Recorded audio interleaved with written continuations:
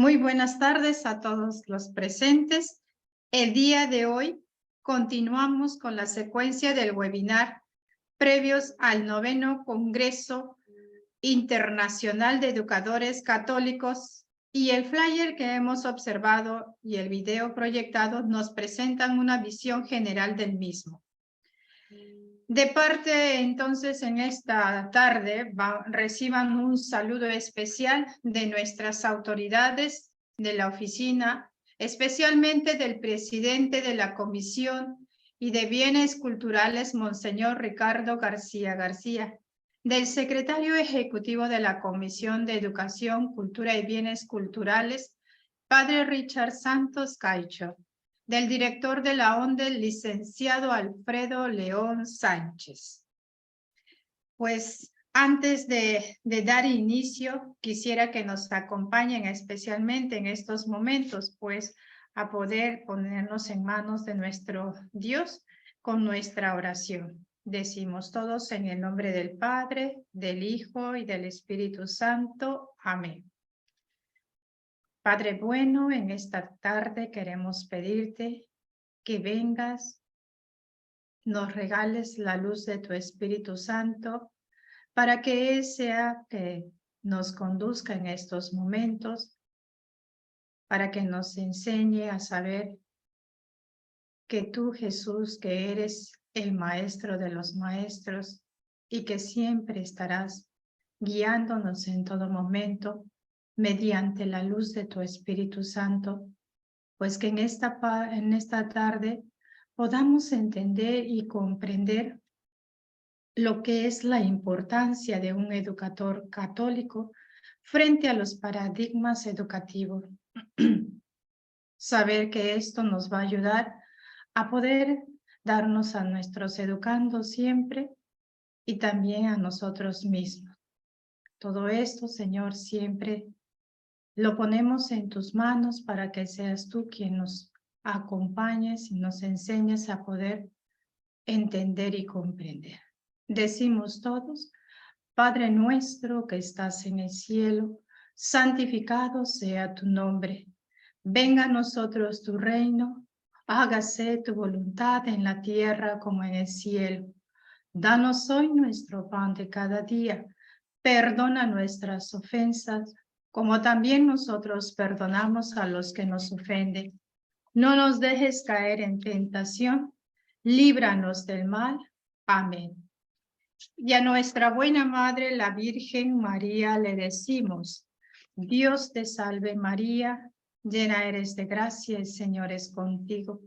Bendita eres entre todas las mujeres, y bendito es el fruto de tu vientre, Jesús.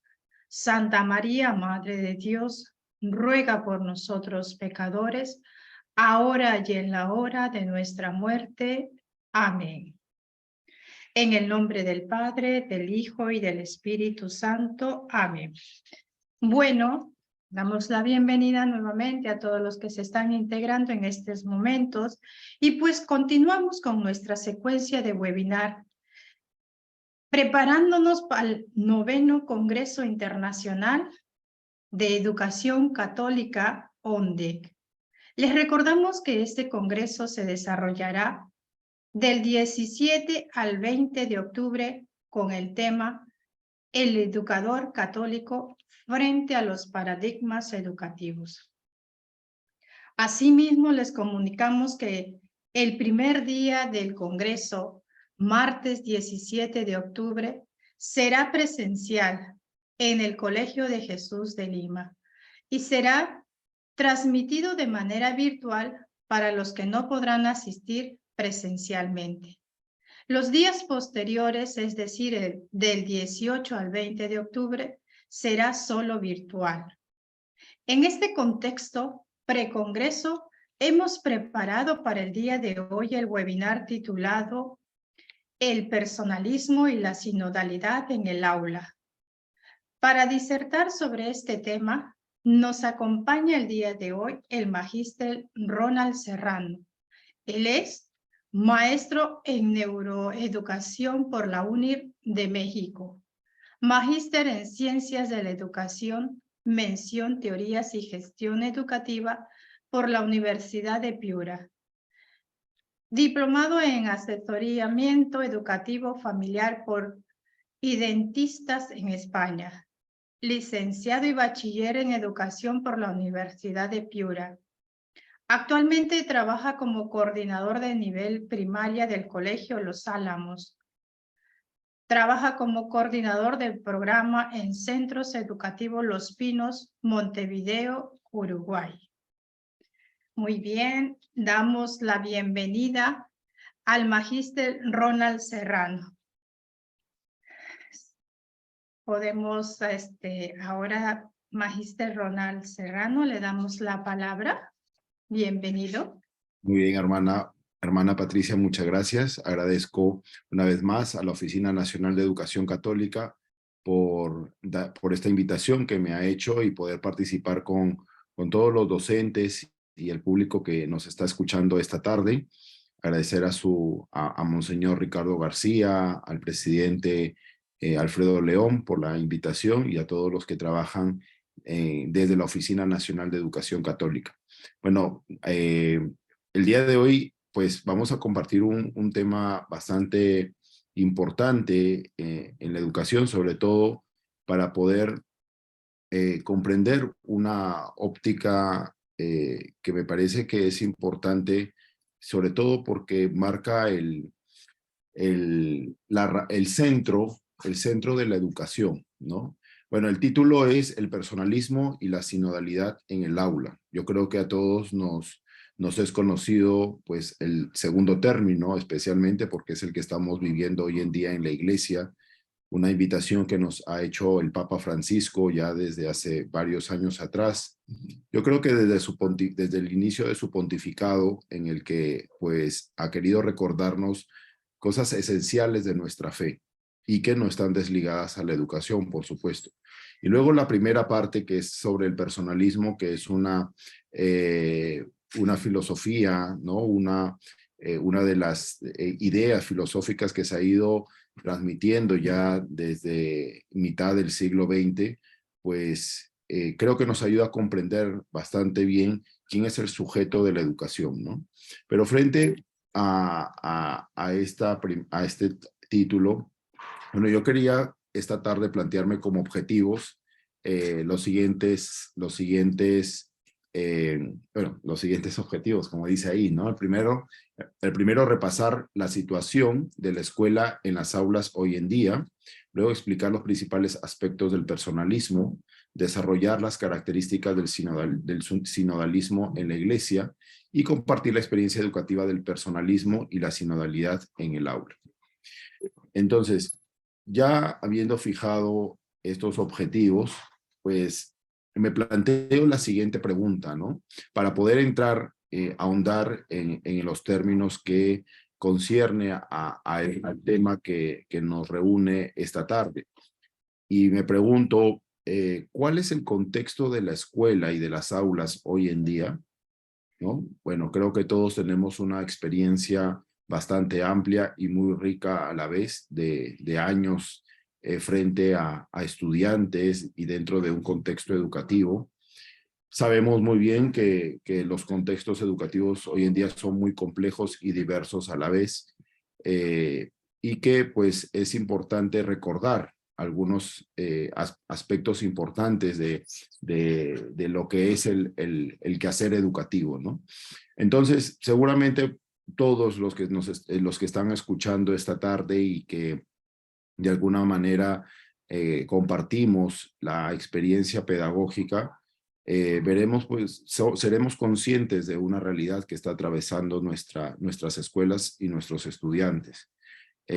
Podríamos hablar desde situaciones materiales, ¿no? Que de hecho, en varios lugares, la verdad que se necesita de manera urgente que se pueda realizar alguna acción.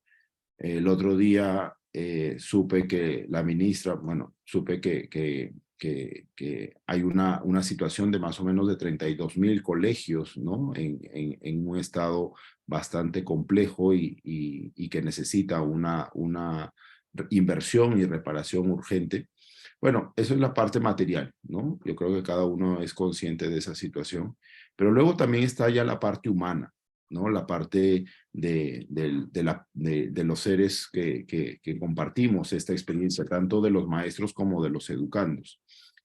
Y vemos situaciones muy complejas, ¿no? Que llaman bastante la atención y que de alguna manera, pues, es importante que seamos conscientes y también realistas frente a ello, ¿no? Por ejemplo, maestros que abusan de los estudiantes, o de estudiantes que ya no respetan al maestro, ¿no? Que ya no cuidan las formas, ¿no? de dirigirse hacia el maestro y que de alguna manera eso pues conlleva a ver qué es lo que está pasando, ¿no? Por parte del maestro hacia los alumnos, cómo va su formación, cómo va su espíritu, cómo va su psicología también, qué está pasando, ¿no? En la vida del maestro. Y frente a eso no podemos cerrar los ojos, ¿no? ¿Qué ocurre frente a una situación de distintos lugares, ¿no? Distintos lugares del país, ¿no? Ese vínculo entre maestro y el estudiante. Pues se puede hablar, pues quizá de formas de dirigirse hacia los estudiantes, que a veces quizá no son las adecuadas, formas de cómo comprendemos o cómo nos dirigimos hacia los estudiantes, o también pues cómo los vemos hacia ellos, ¿no?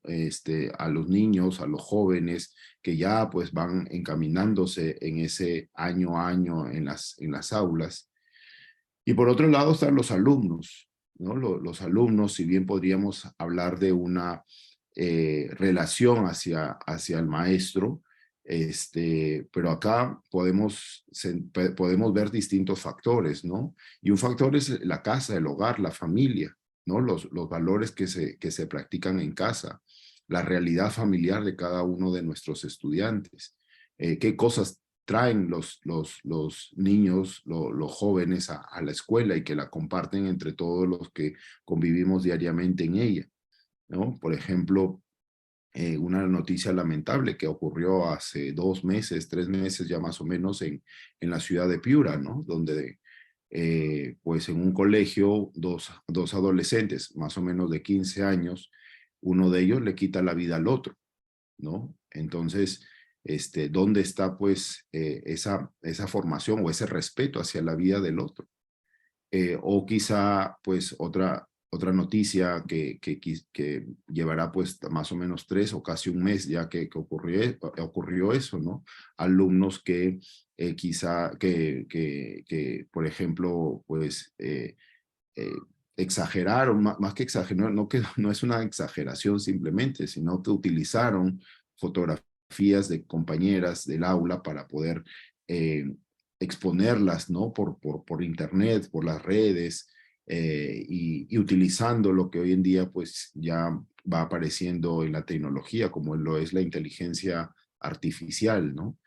Y en esa misma línea, ¿no? Las conversaciones que se mantienen por los diferentes medios, también la exposición a la que ahora están, ¿no? Ya sea a través, por ejemplo, de la tecnología misma o quizá de las series series que hay en las distintas plataformas digitales o películas, ¿no? O sea, hoy en día nuestro escolar, nuestro alumno, está expuesto a distintas cosas y podríamos hablar que ya existe un tercer educador frente a ellos, ¿no? Los primeros sabemos que son los padres, los segundos también somos los profesores, los maestros, pero también ahora hay un tercer elemento educador, ¿no? O un cuarto quizá, porque un tercero podríamos decir que son las tecnologías, pero un cuarto se están convirtiendo estas personas llamadas youtuber, tiktoker, etcétera, ¿no? Y en ese sentido, bueno, quizá podrían haber más elementos, más factores que nos hacen ver una realidad en la escuela, pero lo que sí es cierto y lo que no podemos dejar de lado es preguntarnos a quiénes tenemos enfrente a nosotros en el aula. ¿Quiénes son los que están frente a nosotros en la escuela, en el aula, ¿no? Yo creo que evidentemente todos podemos responder, ¿no? Tenemos enfrente a nosotros a personas, a seres humanos con inteligencia, con voluntad, con sentimientos, con emociones, con pasiones, con proyectos de vida, con un cuerpo, con un espíritu, con un alma, con un deseo de salir adelante, ¿no? En ese sentido, en la historia, y aquí ya vamos a entrar un poquito a ver lo que más o menos implica el primer término con respecto a el tema que nos reúne esta tarde, ¿no? Que es el personalismo.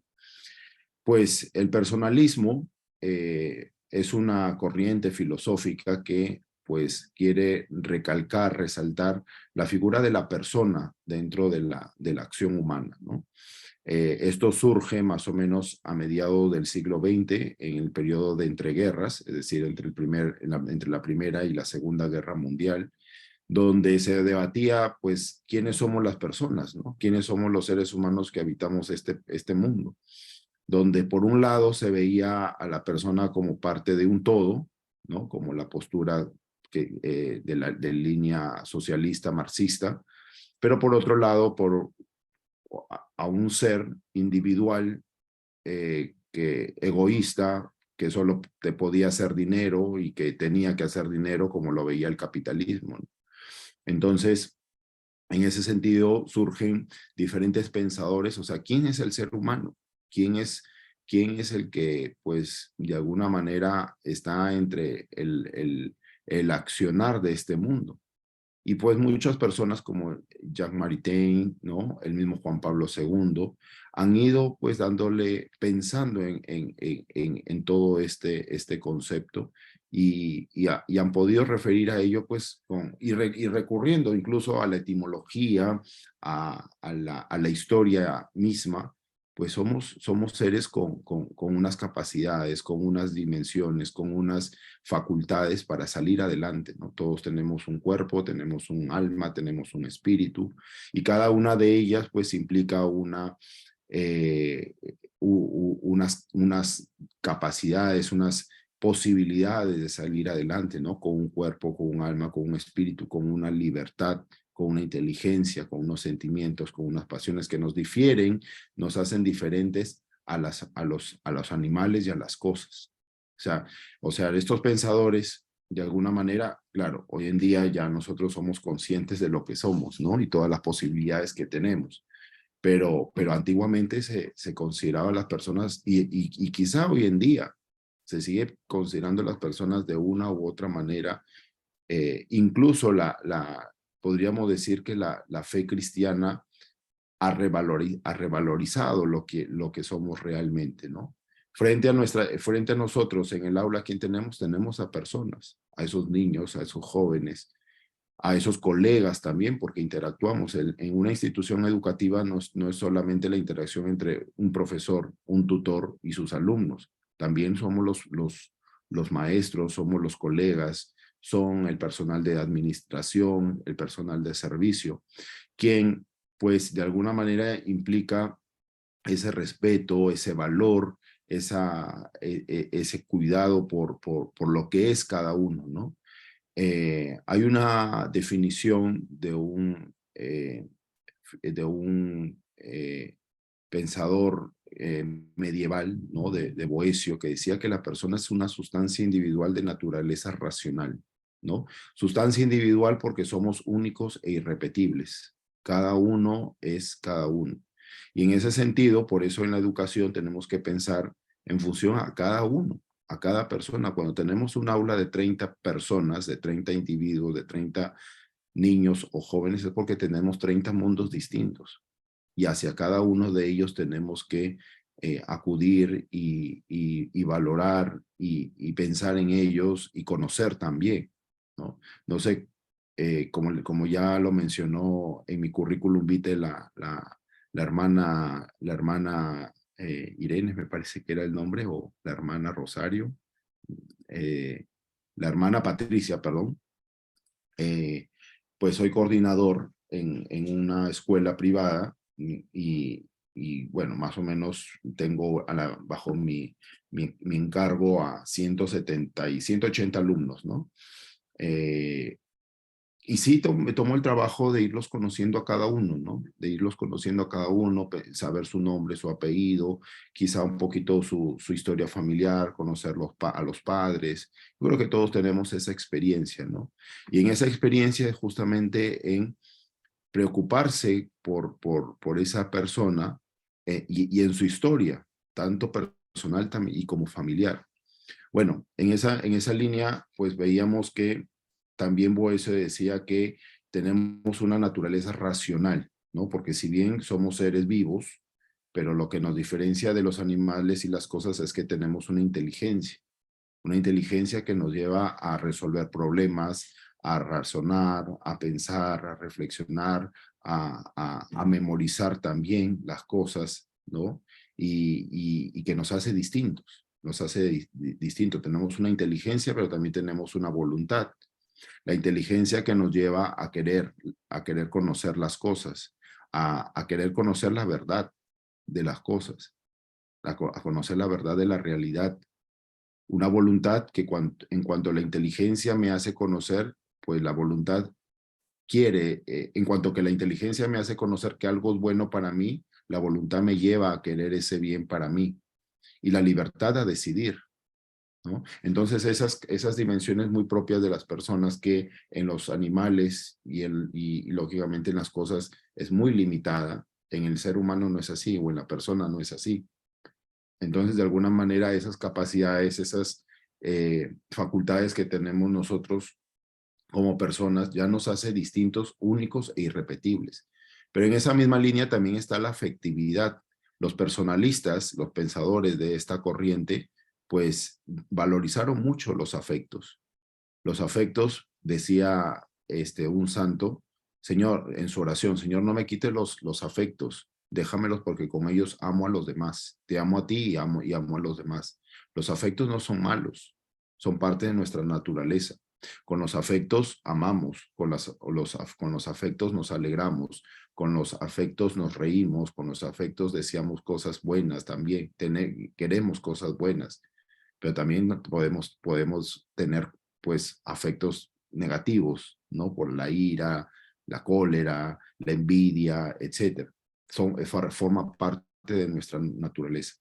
Pero con esa misma línea también debemos saber que nuestros alumnos tienen sus afectos y hay que educarlos, y hay que formarlos, y hay que quererlos con sus afectos. Y cuando surgen en ellos afectos quizá que no son buenos, con esos también hay que quererlos, y hay que respetarlos, y hay que valorarlos, y hay que sacarlos adelante. Y también el personalismo veía que otro aspecto importante es que el hombre no es un ser solo en el mundo, sino que necesita de los demás, se va relacionando con los demás, se va haciendo con los demás, y por eso es que hablaban de esas relaciones interpersonales. También los personalistas, los que de alguna manera impulsaron o revalorizaron el valor de la persona dentro del mundo, pues vieron la primacía de los valores morales y religiosos, ¿no? Los que han impulsado más esta corriente es verdad que eran personas cristianas, católicas, y qué bueno que seamos los cristianos y los católicos los que pensemos en ello, los que tratemos de entender a la persona como un ser que está dentro del mundo, que tiene todas las potencialidades para salir adelante y para sacar adelante las cosas, pero también que somos hijos de Dios y que Dios nos ha dejado un panorama claro para cómo saber sobrevivir dentro de este mundo que no es fácil. Nos ha dejado los mandamientos, nos ha dejado las bienaventuranzas, nos ha dejado esos dones tan grandes como son los sacramentos, nos ha dejado un canal en el cual nos podemos comunicar en cualquier momento, las 24 horas del día, los 7 días de la semana, los 365 días del año, como es la oración. Entonces el hombre también es un ser religioso por naturaleza y el personalismo lo revaloriza. Pero a su vez también pues reconoce el valor del cuerpo, de la corporeidad y de la sexualidad. Sabemos muy bien que la sexualidad humana no es un tabú, ¿no? No es una cosa que está ajena al hombre y que se debe vivir a escondidas. Dios ha querido que a través de esa sexualidad que todos tenemos nos manifestemos siendo hombres y siendo mujeres, y a su vez también se produzca la reproducción humana. Y el personalismo le da su valor adecuado. También ese sentido de personalismo comunitario, ¿no? De ayudarnos entre todos, no siendo pues una masa como lo veía pues estas corrientes de línea socialista marxista, ¿no? Donde todos somos un todo y hay alguien que piensa todo por nosotros y nos da todo, etcétera.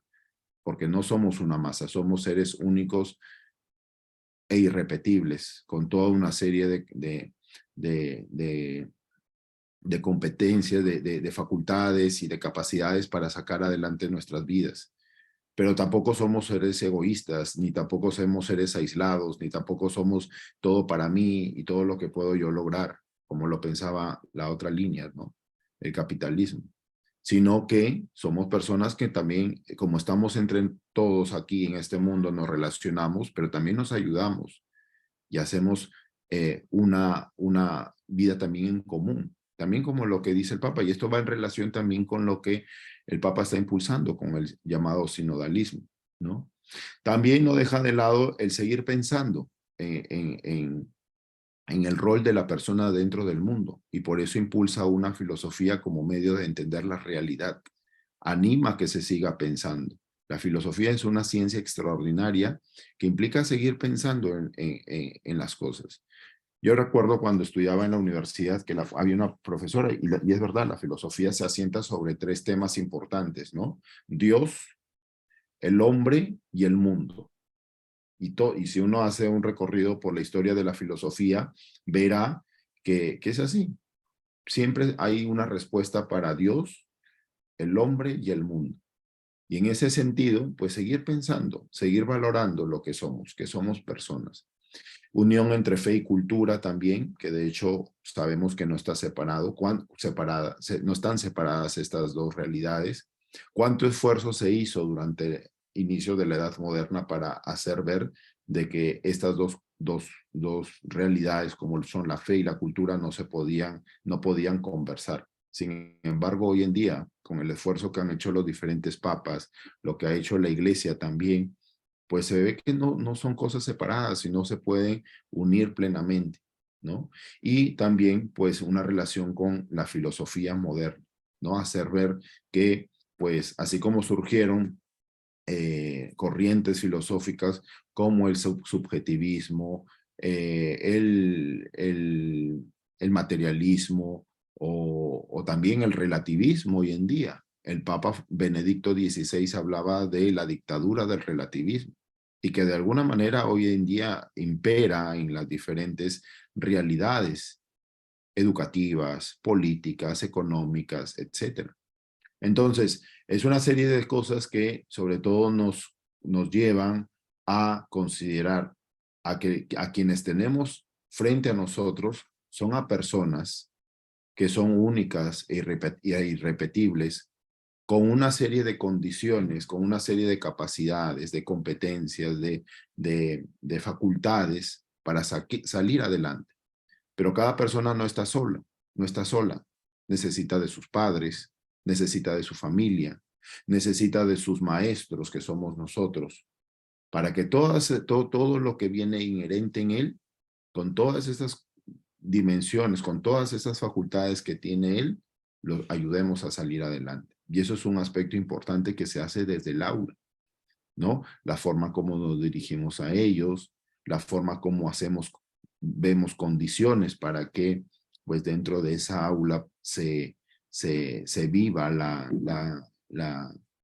se viva el respeto, se viva la solidaridad, se viva la comunión, se viva la fraternidad y diferentes valores muy cristianos, si bien humanos, pero también muy cristianos. Y eso es lo que tenemos que tener en cuenta, ¿de acuerdo? Entonces, un primer concepto es el de personas, que es el que impulsa este llamado personalismo. Y ahora vamos a pasar a ver la, la, la siguiente parte, ¿no? Pero me pregunto, así como pues en mi introducción he tratado de hacer un balance o sobre todo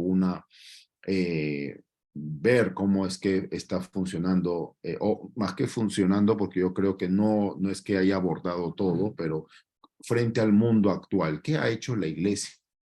¿No? Es una pregunta este, que, que mucha gente se hace. A veces pienso que en respuesta a lo que hace la iglesia me parece que hay mucha ignorancia, ¿no? Perdónenme, pero parece que hay mucho desconocimiento. Y es porque solamente vemos lo que pasa o ocurre cerca a nosotros, ¿no? Lo que pasa muy cerca y a veces pues vemos que surge pues las malas noticias de la parroquia o lo que sale en una noticia.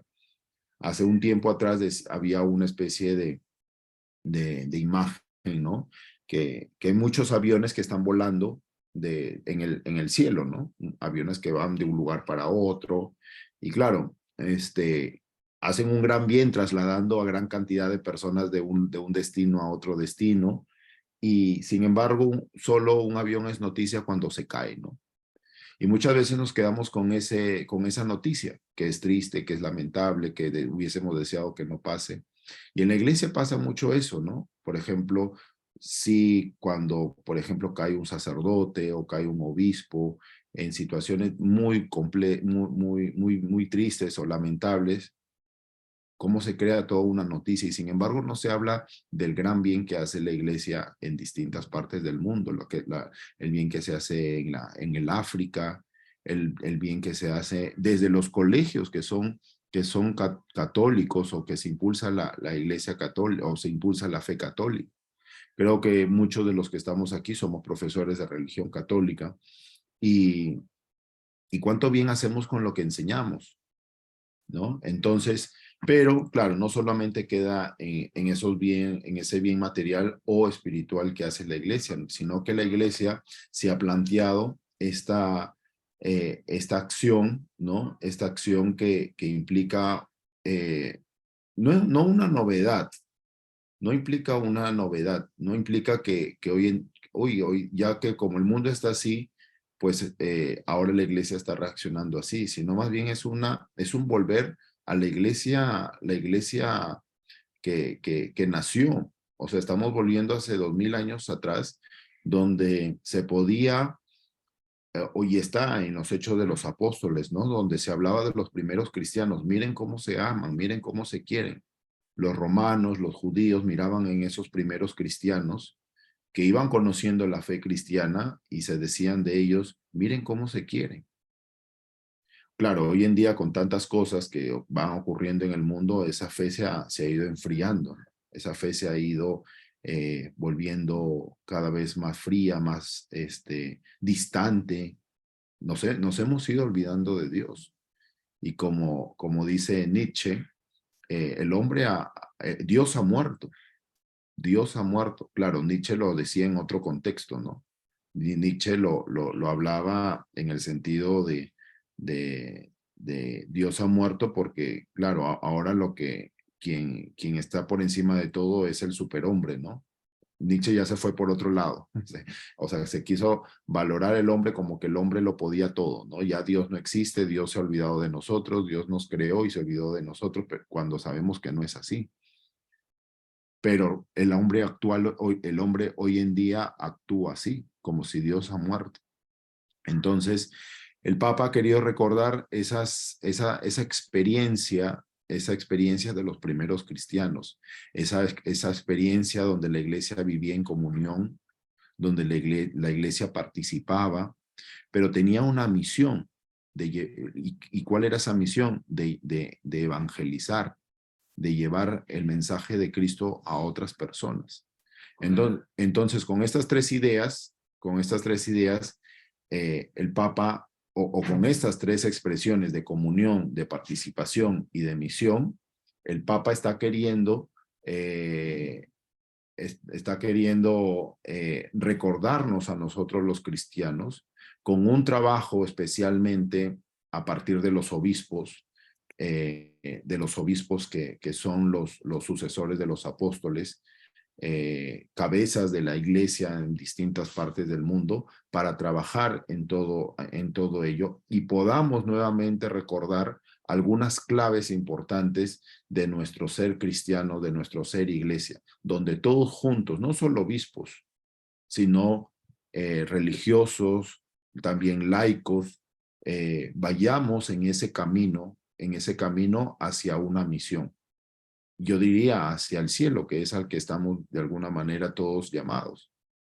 Entonces, y de hecho la palabra sinodalidad, que viene de sínodo, usualmente, bueno, la verdad que, y seguramente nos sonará a todos, sínodo, cuando hablamos de sínodo sabemos que es una reunión de obispos, un encuentro de obispos que se va dando pues en cada cierto tiempo. De hecho, el Papa Francisco, como dice ahí, y esa imagen que ven ahí en la diapositiva, es el símbolo del sínodo de obispos de estos años, ¿no? Desde el 21 al 23, el Papa Francisco ha convocado a este sínodo, donde justamente pide el Papa a los obispos y a los que participan a él. No solo participan obispos, también participan teólogos, laicos, todos los miembros de la iglesia que están invitados para participar. Pero en realidad estamos participando todos en la iglesia. podemos participar con nuestra oración. Sé que en muchas parroquias se piden sugerencias, se piden aportes para que se pueda desarrollar este sínodo dentro de la iglesia. Esta, lógicamente, se concentra en Roma, pero luego ya nos harán llegar las conclusiones para que podamos, de alguna manera, refrescar, ¿no? A través del mensaje, lo que el Papa quiere para todos en la iglesia. Bueno, y en ese sentido, como les iba diciendo, sínodo, pues tiene también que ver con ese caminar hacia una meta, caminar hacia un lugar, ¿no? Y en ese caminar, pues de alguna manera pensar, reflexionar y tratar de sacar conclusiones que nos permitan y nos animen a seguir adelante. Bueno, dentro de esta sinodalidad, ¿cuáles son las claves? ¿No? Por ejemplo, la centralidad del Espíritu Santo. O sea, volver a poner en el centro de nuestra fe al Espíritu Santo, a la tercera persona de la Santísima Trinidad. Si la iglesia existe es porque el Espíritu Santo está presente entre nosotros y Dios lo ha querido así. Luego, estar en el mundo sin ser del mundo, ¿no? Una de las claves del sínodo que se está viviendo en estos años es animarnos a estar en el mundo sin ser del mundo. Claro, un mundo que cada vez pues va teniendo diferentes situaciones cada vez más complejas, ¿no? Por ejemplo, ayer les cuento una anécdota que pasó. Yo venía de un paseo con alumnos y de pronto una persona en plena carretera, no habíamos ido tan lejos, habíamos ido aquí cerca a Chosica, desde Jesús María en Lima, y más o menos el trayecto para los que vivimos en Lima sabemos, ¿no? Si es que el tráfico es muy pesado, se puede hacer hasta de 2 horas, 2 horas y media, ¿no? Pero si el tráfico es ligero, es 1 hora más o menos de aquí a Chosica. Bueno, pero ya estábamos volviendo, ¿no? Y de pronto en el transcurso del camino, pues una persona, parecía que no estaba un poco bien de la cabeza, tiró una piedra, ¿no? Una piedra, y en el bus iban niños, y si bien la piedra no hizo más que provocar un susto, el bus iba en trayecto, y bueno, se rajó la luna, la luna del bus, cayó en una de los laterales. Entonces, más en la tarde, ya cuando volvimos a la escuela, me llamó una mamá muy preocupada para que le explicara qué había pasado, ¿no? Le conté lo que ya les he comentado. Y bueno, la señora me dijo que, profesor, deberíamos tener más cuidado, mire que ahora pues Lima está muy peligroso, no sabemos qué puede pasar, ¿no? Claro, inicialmente no me había puesto a pensar más, quizá pues en una casualidad que justo nos tocó que tiraron la piedra, pero pensándolo cada vez más, de repente pues hubiese sido quizá otro tipo de atentado, ¿no? Cosas así. Bueno, esa es una situación, ¿no? Pero luego tantas cosas y malas noticias que vamos viendo en el mundo, en las noticias, etcétera. Y también no solamente a las malas noticias, sino a todo lo que nos invita el mundo, ¿no? Estar en el mundo sin ser del mundo. Estamos acá, no podemos tampoco aislarnos, no podemos pensar pues que no nos van a pasar las cosas. Estamos acá, pero siempre de la mano de Dios, y las cosas van a salir adelante. La tercera clave de la sinodalidad, o lo que está viviendo la iglesia, es la sacralidad de la vida humana. Por eso la iglesia siempre va a defender la vida desde su concepción. El otro día les voy a contar, ¿no? Mira, yo utilizo mucho inteligencia artificial, ChatGPT, para poder mejorar algunos textos que escribo, ¿no? Y el otro día me puse a curiosear qué pensaba la inteligencia artificial sobre el inicio de la vida, ¿no?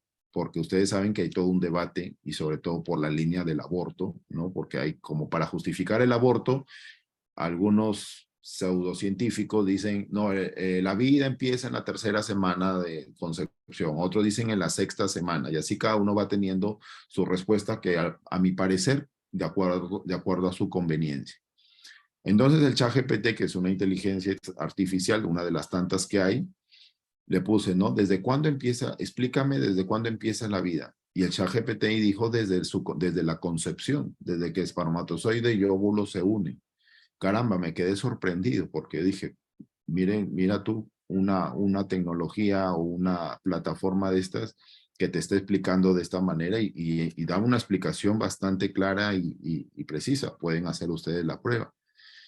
Entonces, la vida desde la concepción y a su vez también al término natural de la vida, ¿no? Para nosotros los creyentes hasta que Dios quiera, porque hoy en día también pues se ve la eutanasia, cómo se quiere limitar a las personas en ese vivir que no nos lo hemos dado nosotros mismos. Y está pasando con personas pues con, con, con enfermedades pues terribles o personas ya ancianas. En el viejo continente pues esto pasa casi diariamente, ¿no? Entonces, pues, respetar la vida, ¿no? Lo sagrado que es la vida. Y aquí de alguna manera también esto muy unido al personalismo justamente, ¿no? El personalismo, si bien no habla de sacralidad, pero sí con el respeto a la vida de cada uno. Cada uno tiene una vida porque somos únicos e irrepetibles. Entonces esto implica el respeto que debemos tener hacia el otro, el respeto que debemos tener hacia la vida de uno mismo y del otro. Está en el quinto mandamiento también. No matarás. No matarás implica cuidarse uno mismo y cuidar la vida también del otro. Jesús es nuestro guía, ¿no? Es otra clave de la sinodalidad. En esa misma línea, a veces, claro, cuando nos encontramos con Jesús, con nuestro Señor Jesucristo, que nos enseña siempre tantas cosas buenas, cuando pues caemos ya en una vida de pecado, a veces como que Jesús nos estorbara, ¿no? Y lo sacamos de nuestra vida, lo queremos desterrar de nuestra vida. Pero Él siempre será nuestro guía quien nos lleve a Dios, al Padre. Quien me conoce a mí, conoce al Padre, dice Jesús. Entonces, miremos siempre, volvamos nuestra mirada a Él. Esa es una clave que nos está recordando también este sínodo este sínodo que se está viviendo en la iglesia. Sabemos muy bien que una de las características del pontificado del Papa Francisco, y de hecho su nombre se debe a San Francisco de Asís, ¿no? que sabemos bastante bien su historia, pues se volvió su mirada hacia los más necesitados, hacia los más pobres, los que más sufren, cosas materiales o también espirituales. Pero también nos invita a que no seamos a que no seamos ajenos a los demás, ¿no? Y sobre todo a los más necesitados. También nos recuerda otra clave, ¿no? La oración y los sacramentos. Un día le decían a un sacerdote, no, pero es que él es muy sacramentalista. ¿Qué significaba todo? ¿Qué significaba ello? ¿Qué significaba que sea sacramentalista? Que le pone mucho valor a los sacramentos. Yo creo que los sacramentos son siempre una fuente, no creo, lo dice el catecismo, son fuentes de gracia para cada uno de nosotros y que nos permiten fortalecer nuestra vida en relación con Dios. Y la oración, por supuesto, cuánto necesitamos compartir con los demás, hablar, compartir nuestras cosas, y Dios nos espera. Así como deseamos, por ejemplo, todos tenemos quizá un amigo, una amiga en quien confiamos y le queremos confiar nuestras cosas, queremos conversar con ella, pues mirar en Dios es, ¿no? Elevar nuestra mente y nuestro corazón a Él para poder contar con Él siempre. Y ser católicos leales. Y ser católicos leales significa ser leales al Papa, leales a los obispos, aunque a veces no nos gusten su forma de ser o parecer o pensar.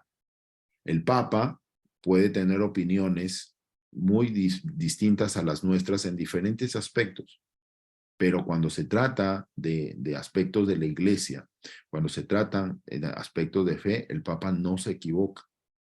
El Papa no se equivoca y por eso tenemos, y el Papa lo pide, recemos por él, querrámoslo también. Y así a los obispos. A veces, a ver, preguntémonos, ¿conozco al obispo de mi diócesis? ¿Rezo por él? Esto también implica por también hacer ese esfuerzo de conocer a nuestros hermanos en la parroquia, ¿no? A veces, por ejemplo, es verdad que quizá pues porque están celebrando la misa de un difunto o el aniversario de alguien, la iglesia se abarrota entre la familia y los amigos y todo, ¿no? Y hay veces gente que no conozco. Yo, por ejemplo, a veces tomé la actitud de que cuando toca el rito de la paz, bueno, si bien todavía se nos ha quedado eso de solamente hacer una venia a los costados, ¿no? Antes, por ejemplo, cuando se daba la mano o casi uno se abrazaba, pues miraba al costado, este es mi hermano en la fe, ¿no? Le voy a dar un fuerte abrazo, porque es mi hermano en la fe. Bueno, al menos ahora pues hacer ese esfuerzo de hacer la venia, una actitud que nos ha quedado por la pandemia, ¿no? Pero hacerle con una sonrisa quizá, ¿no? Que vea que somos hermanos en Cristo y que lo aprecio, aunque no lo conozca, ¿no? De repente pues será la primera y única vez que me la encuentro con él en la iglesia, en la parroquia, pero, pero que en ese gesto ustedes sabemos muy bien, ¿no? Que hay gestos que dicen mucho, ¿no? Una sonrisa, unas palabras, todo es un lenguaje que comunica y que puede decir muchas cosas, ¿no? Entonces, ya casi estamos terminando. Hemos visto esos he tratado de resumir, ¿no? Algo que son cosas importantes, conceptos bastante amplios también para poder explicar tanto el personalismo como la sinodalidad. Pero yo también quería, sobre todo, ya un poco para cerrar, ¿no? Y cómo se puede vivir el personalismo y la sinodalidad en el aula y la escuela. Y en primer lugar, veía, bueno, estos 4 puntos, pueden haber más, ¿no? Me parece un poco generales, voy a tratar de ir dando algunos aspectos que vayan ya concretando, ¿no? Pero pensaba en estos, ¿no? Valorando a las personas que tenemos frente a nosotros, alumnos, colegas, padres de familia, personal administrativo y de mantenimiento. ¿Y esto qué implica? A nuestros alumnos, lógicamente dirigirnos a ellos siempre con respeto, con aprecio, que no sientan en ellos, en nosotros una palabra pues de fastidio o de cólera. Muchos tenemos problemas de distinto tipo, ¿no? A veces cuántas cosas pasan entre la familia, en la casa y vamos pues con esos problemas al trabajo, ¿no? A la escuela. Que no se sienta eso, ¿no? Muchas veces hemos escuchado que eso se quede afuera de nuestro trabajo, ¿no? Y mostrarles a ellos, a nuestros estudiantes, ese optimismo por la vida, ese cariño, esa ilusión por sacar adelante las cosas. Ellos que están creciendo, que están aprendiendo de todos y de todo, pues mostrarles que la vida es linda cuando se sabe llevar con buena voluntad y sobre todo de las manos de Dios, ¿no? Y en esa misma línea con los colegas, ¿no? Evitar los chismes, evitar las rencillas, evitar los malos comentarios y pensamientos, diría, ¿no? Que es muy fácil. Cuidar la lengua también, la lengua que a veces de todo nos puede salir. También hay que cuidar mucho, hacer los ambientes, lugares y momentos de alegría. Ser, como decía un santo, ser sembradores de paz y de alegría en nuestro trabajo, en nuestra familia, en las diferentes actividades que tenemos, etcétera. También con los padres de familia, ¿no? Hoy en día los papás necesitan de mucha orientación. Necesitan que los apoyemos, que seamos su muro de contención. Eh, como les decía, si acá hay muchos profesores de religión, pues los profesores de religión podemos aportar mucho con esa fe que enseñamos. Enseñamos una fe preciosa, que es la fe cristiana, y la fe cristiana católica. Y en cuanto la conocemos, transmitámosla, pero transmitámosla tal como lo que es verdaderamente, amando los unos a los otros como Cristo nos ha amado. Y es uno de los mandamientos del amor, bueno, el mandatum novum, ¿no? El mandamiento nuevo. ámense los unos a los otros como yo los he amado. En la medida que se amen los unos a los otros, en esa medida se conocerá que son mis discípulos. Y en esa misma línea el personal administrativo y de mantenimiento, ¿no? No porque sea la señora o el señor que barre el colegio, pues lo voy a mirar de otra manera, ¿no? Hay que mirarlos como hijos de Dios que también son, de la gran importancia que tienen esas personas con el trabajo que hacen, eh, limpiando el colegio, barriendo. Son personas que también tienen todas las capacidades que nosotros, inteligencia, voluntad, libertad, sentimientos, y no porque quizá pues hagan un trabajo que quizás es distinto al nuestro, podamos pensar, no, no, este trabajo no, es ínfimo en comparación al mío. Eso jamás, ¿no? Es un trabajo tan importante y noble como el que hacemos los maestros o los directivos o el personal de la administración. Imagínense un día encontrar el colegio hecho un caos, ¿no? Papeles por aquí, todo sucio, sería bastante triste, ¿no? O sea, todos los trabajos son muy buenos y valiosos, y todos los que hacemos cualquier tipo de trabajo, pues merecemos ese valor, ¿no? Y ese buen trato entre todos. Luego, manteniendo la atención y la unión entre todos los que conforman el aula, ¿no? Porque el tema es personalismo y la sinodalidad en el aula. Claro, evitando pues que haya bullying entre los alumnos, que hayan discordias, que hayan envidias. Para eso se va a necesitar mucha atención. Los profesores hoy en día tenemos un gran compromiso con la educación de nuestros estudiantes. Y eso implica, sí, un mayor esfuerzo y atención, pero sí que haya esa unión entre todos, ¿no? A veces se forman los grupos y un grupo se va contra el otro y el otro contra... Es bastante triste, ¿no? Y muchas veces esto fomentado, no que lo fomenten, sino porque eso es lo que ven en el contexto en el que se mueven nuestros estudiantes. La familia, el barrio, qué sé yo, ¿no? Y eso lo llevan al aula. Haciendo un aula participativa frente a las iniciativas que puedan surgir, ¿no? Por ejemplo, hace unos días tuve la experiencia de crear con unos alumnos unas reglas para un juego que yo la verdad no sabía de las reglas, que era el cubo Rubik, y hubo un concurso de quién armaba el cubo Rubik, ¿no? Pero como yo no conocía, entonces llamé a los conocedores de este juego, y se sintieron tan felices, tan contentos de participar, en que mi profesor me haya hecho participar de esta iniciativa, fue lo máximo. Y bueno, salió muy simpática la actividad, pero cosas así ideas así pueden haber muchas, ¿no? Muchas, para sacar adelante pues alguna iniciativa. Yo les he hablado de un juego, pero puede ser tranquilamente pues una actividad social, una actividad de sacar adelante algún proyecto, etcétera. Luego, proponer acciones que lleven a todos los que la conforman a mirar un mundo con mayor optimismo y esperanza, ¿no? ¿Cuánto necesitamos hoy en día del optimismo y de la esperanza? Y si esta va unida a Cristo, es mucho mejor. Es de otra manera las cosas. Entonces, eso es lo que yo he querido compartirles esta tarde. Es un tema, como les digo, bastante amplio. Estoy justo en el límite del tiempo y voy a dar un espacio quizá para las preguntas y así poder seguir enriqueciendo esta participación mía previo al 9º Congreso Internacional de Educadores Católicos. Dejo la palabra, hermana Patricia. Muchas gracias, Ronald. Muy bien, es importante todo lo que nos está explicando, y qué importante no solamente escucharlo, sino que todos los que nos encontramos aquí, pues los invitamos a hacer sus preguntas, y que más que nada, ¿no?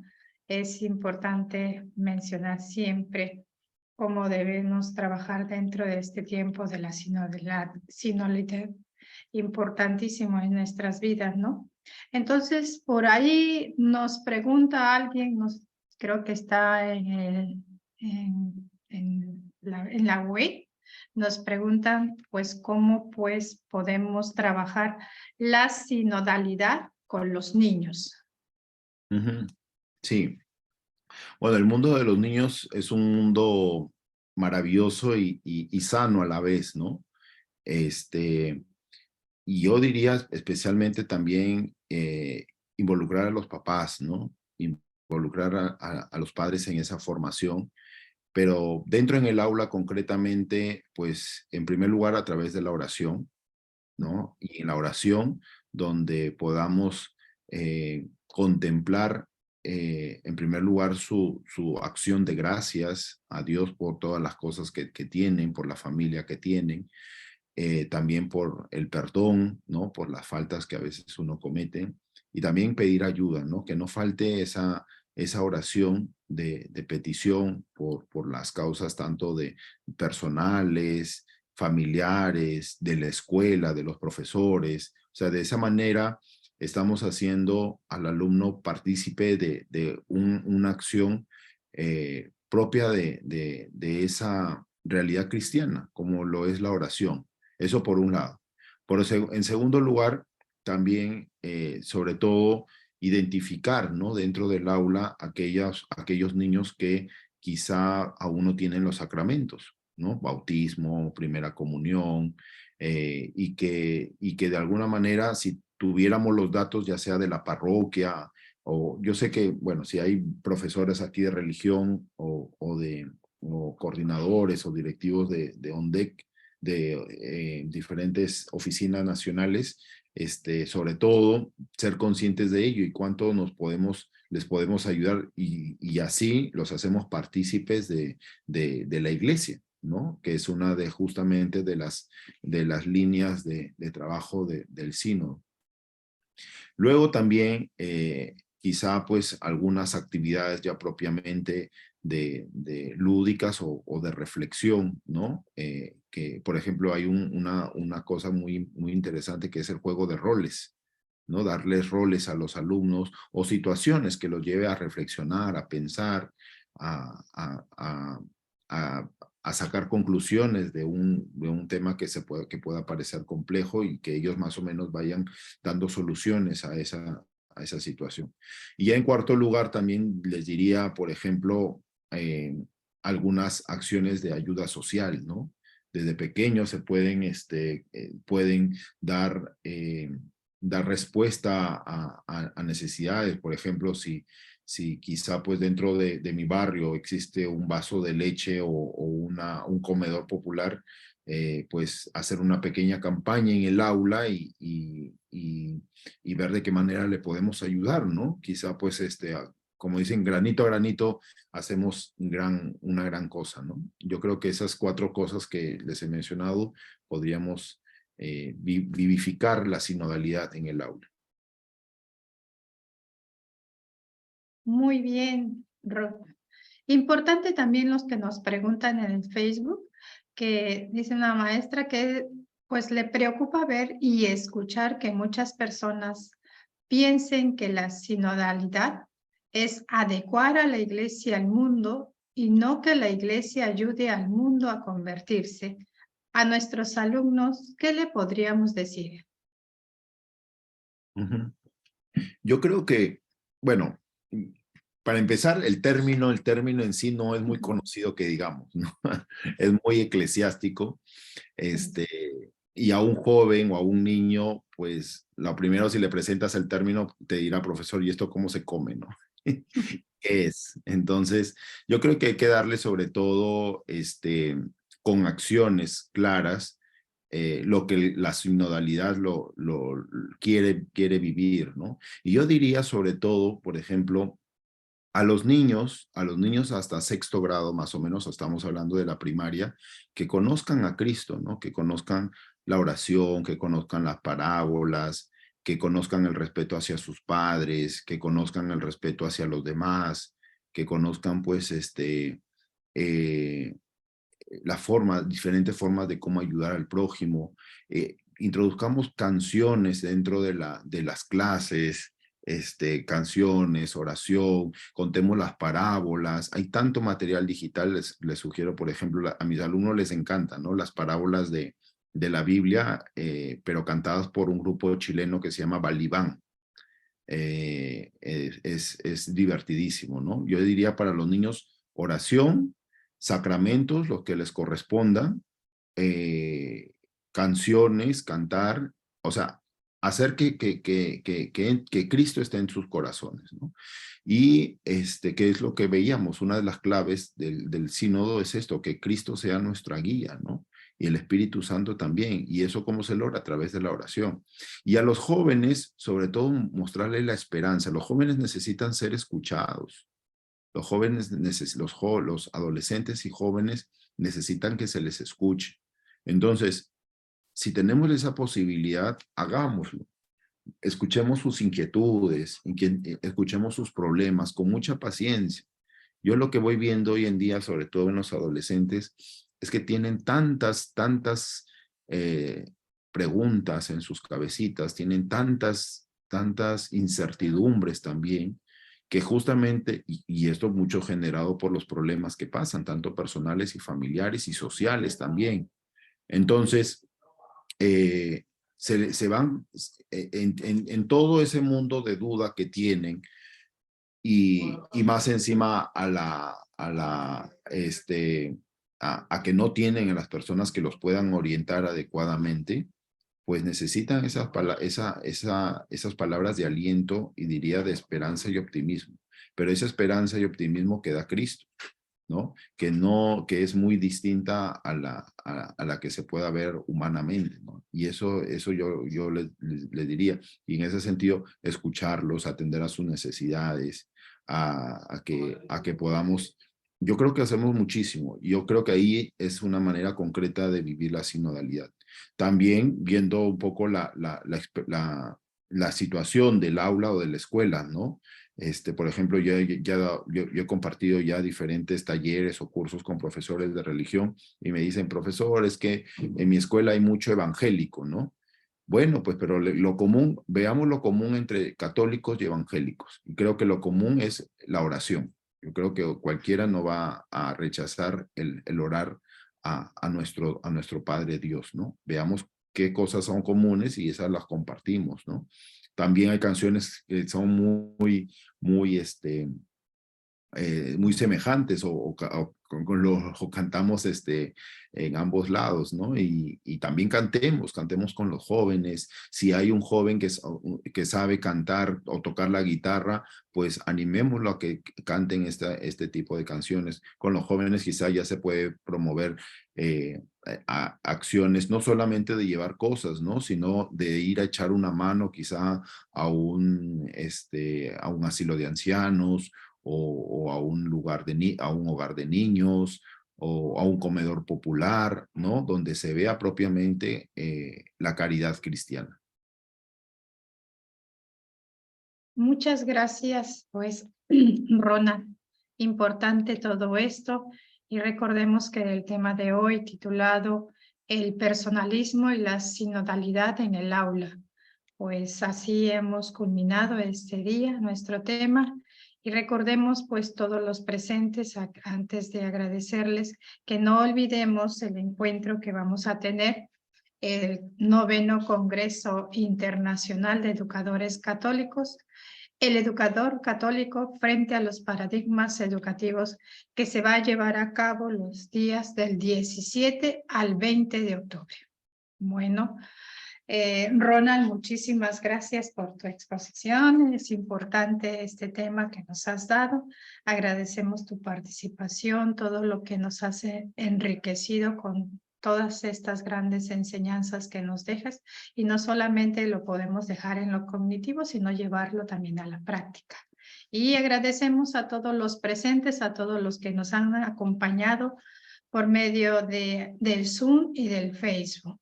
Pues sin más que decirlo, pues damos por terminado esta charla. Entonces, también podemos terminarla con un momento de oración agradeciendo a Dios. Es importante como educadores católicos, más que nada, pues encomendarnos siempre a Dios. Decimos en el nombre del Padre, del Hijo y del Espíritu Santo. Amén. Nos vamos a encomendar a nuestra Madre Santísima, nuestra Madre, la Virgen María, ella que siempre estuvo a al escucha y siempre con su sí supo pues realmente hacer lo que Dios le iba pidiendo. Que cada uno de nosotros en esta noche, con lo que hemos aprendido, no solamente se quede en un momento, en un conocimiento, sino que lo llevemos también a la práctica y que lo llevemos en nuestras vidas. Decimos todos, Dios te salve María, llena eres de gracia, el Señor es contigo. Bendita eres entre todas las mujeres y bendito es el fruto de tu vientre, Jesús. Santa María, Madre de Dios, ruega por nosotros pecadores, ahora y en la hora de nuestra muerte. Amén. En el nombre del Padre, del Hijo y del Espíritu Santo. Amén. Muchas gracias a todos y especialmente también, Ronald, gracias por tu presencia entre nosotros. Gracias, hermana. Gracias a todos también y gracias a ONDEC. Buenas noches. Buenas noches.